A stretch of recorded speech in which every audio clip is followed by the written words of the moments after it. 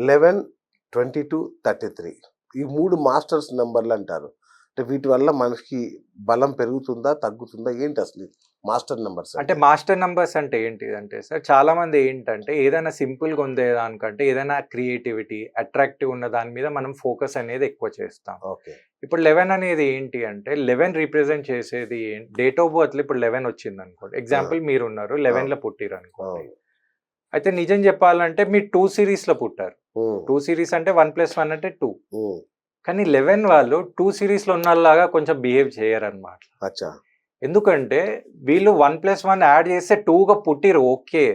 కానీ వీళ్ళ లోపల 2 సన్స్ ఉన్నాయన్నమాట. 1 ఓకే. అండ్ 1 అంటే ఓకే. సన్‌ని రిప్రజెంట్ చేస్తే వీళ్ళు కొంచెం ఎమోషనల్ కంటే కొంచెం లీడర్‌షిప్ క్వాలిటీస్ అనేది ఎక్కువ ఉంటుంది. ఓకే. అలాగనే ఇప్పుడు 22 అనేది ఒక మాస్టర్ నంబర్ అని ఇయ్యడం జరిగింది. ఓకే. 33 అనేది కూడా నేమ్‌లో వస్తే మాస్టర్ నంబర్ అనేది అంటారు. ఓకే. ఇప్పుడు నేమ్‌లో 33 వస్తే కొన్ని డేట్ ఆఫ్ బర్త్స్‌కి చాలా మంచిగా ఉంటుందండి. హ్మ్. ఓవరాల్ 33 అనేది చాలా మంచి నంబర్. దాన్ని ఏమంటారంటే ఇప్పుడు ఎగ్జాంపుల్ బాయ్స్‌లో ఉన్నారనుకోండి. లక్ష్మీదేవి కొడుకు. హ్మ్. ఆడవాళ్ళలో ఉంటే లక్ష్మీదేవి కూతురుగా రిప్రజెంట్ హ్మ్. చేస్తారు. హ్మ్. కానీ వాళ్ళ డేట్ ఆఫ్ బర్త్‌కి అది కంపాటబుల్ ఉందా అనేది చూసుకోవాలి. ఓకే. ఇప్పుడు ఓవరాల్ అందరికీ నచ్చింది ఏంటంటే 5 అనేది టాప్ మోస్ట్ నంబర్ అన్నమాట. అచ్చా! ప్రపంచం లక్కీ నంబర్ అదిగా? ఇప్పుడు మీ పేర్ల 5 అనే సిరీస్ యాడ్ అయిందనుకోండి. ఎగ్జాంపుల్ మీరు గమనిస్తే పెద్ద పెద్ద సంస్థలు. ఇప్పుడు మీరు చూడండి స్ప్రైట్ ఎందుకు హిట్ అయితుంది? హ్మ్. స్ప్రైట్ ఎందుకు బాగా హిట్ ఉంది? లేకపోతే ఇప్పుడు మీరు చూడండి సాఫ్ట్ బ్యాంక్ అనే కంపెనీ ఉంది. హ్మ్. ఇప్పుడు ఫెయిర్ అండ్ లవ్లీ అనే కంపెనీ ఉంది. మైక్రోసాఫ్ట్ అనే కంపెనీ ఉంది. ఇవి కొన్ని పెద్ద పెద్ద సంస్థల నంబర్స్ మీరు చూస్తే అన్నీ పవర్‌ఫుల్ నంబర్స్‌లో ఉంటుంది.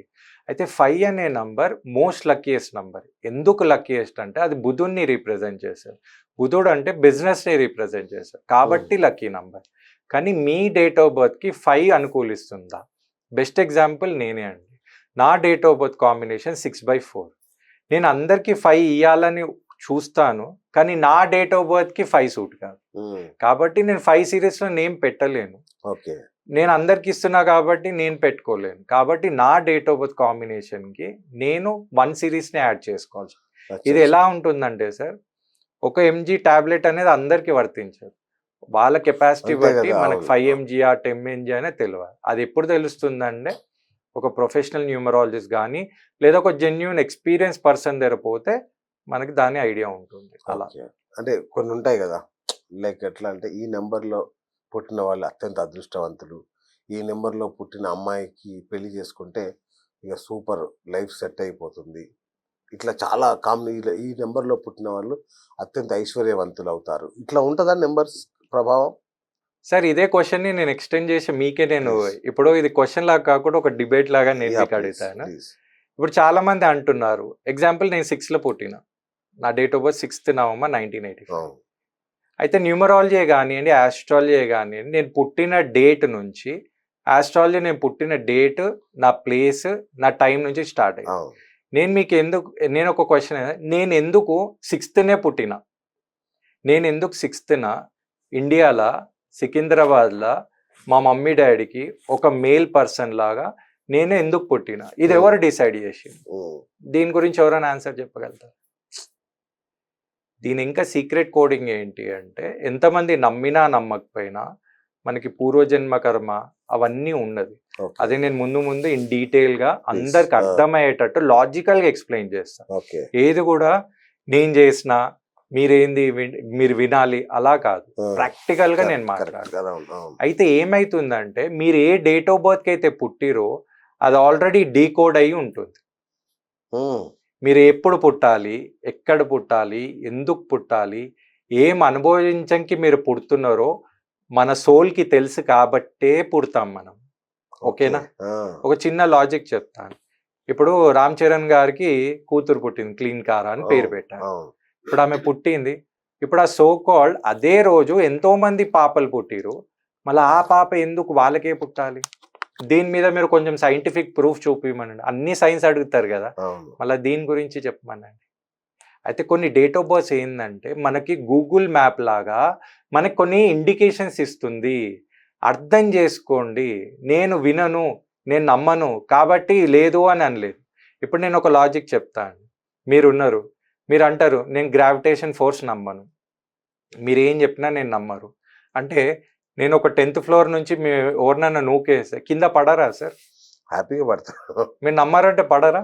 పడతారు. అంటే నమ్మకంతో సంబంధం అంటే లేదు. మనం అనుభవించేదాకా మనము టైం ఎంత వేస్ట్ అవుతుంది. అవును. కాబట్టి మన ఋషులు, మునిలు, యోగులు, సాధులు, సంతులు మనకి వాళ్ళ జీవితాలు సాక్రిఫైస్ చేసి అవును. మనకి ఒక దిక్సు సూచిగా మనకి ఇచ్చారు. అవును.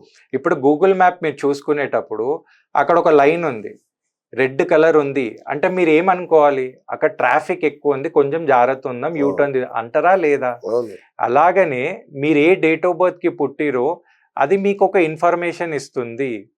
ఇప్పుడు ఎవరైతే ఈ వీడియో చూస్తున్నారో వాళ్ళు ఎవరైతే చూడండి, ఎవరు డేట్ ఆఫ్ బర్త్ అయితే 8లో పుట్టినా, 17లో పుట్టినా, 26లో పుట్టినా, లేదా మొత్తం కలిపితే 8 వచ్చినా, ఆ. వాళ్ళకి ఏ పని అనుకున్నా కూడా అనుకున్న టైంకి కాదు. ఓ. వాళ్ళు ఎంత కష్టపడ్డా కూడా ఫలం అనేది తక్కువ ఉండే ఛాన్సెస్ ఎక్కువ ఉంది.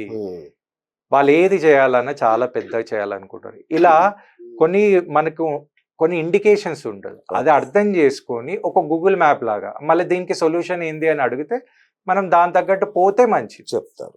అంతేగాని నేను ఫాలో కాను, నేను విన్నాను అంటే అది సార్ 8, 13 ఇప్పుడు 8, 17, 26 మొత్తం కలిపితే 8. నేను 8 ఎగ్జాంపుల్ ఎందుకు చెప్పినా అంటే 8 అనేది శని మహారాజ్ని రిప్రజెంట్ చేస్తుంది.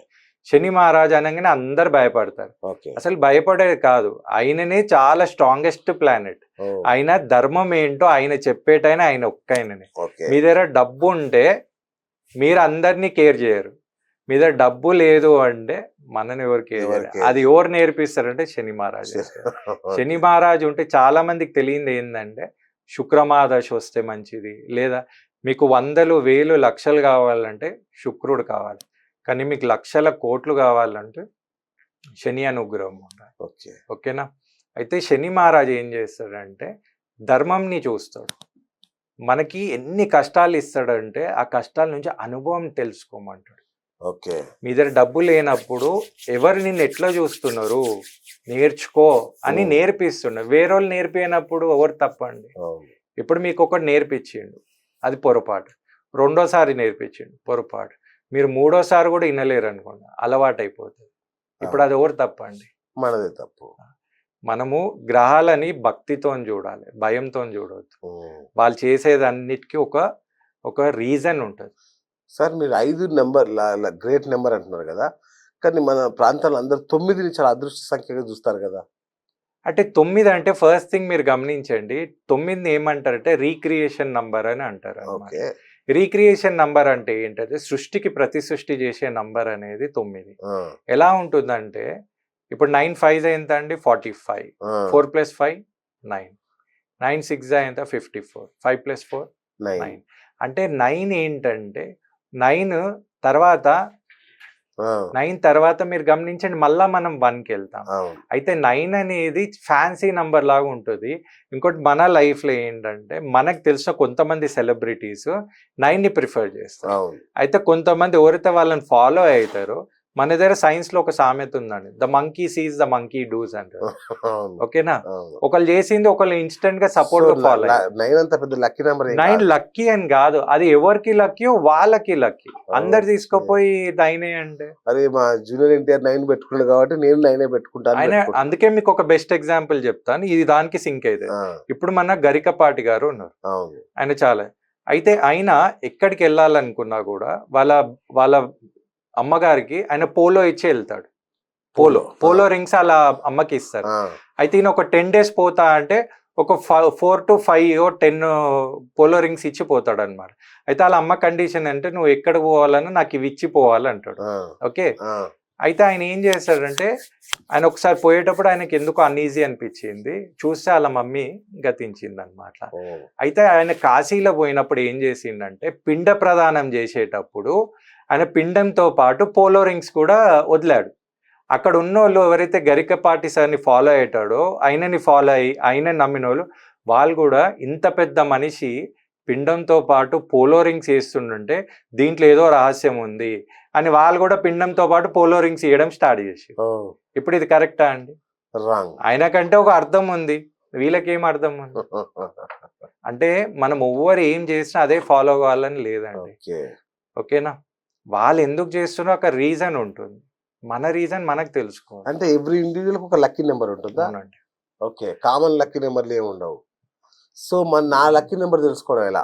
అంటే ఇండివిజువల్‌గా. దానికి 2 పాయింట్స్ ఉంటుందండి. సరే. మనం ఏంటంటే మీరు ఏ డేట్ ఆఫ్ బర్త్‌లో పుట్టిరో ఆ ఓకే. డేట్ ఆఫ్ బర్త్ దైవగణమా, రాక్షసగణమా అని చూసుకోవాలి. చూడాలి. ఆ!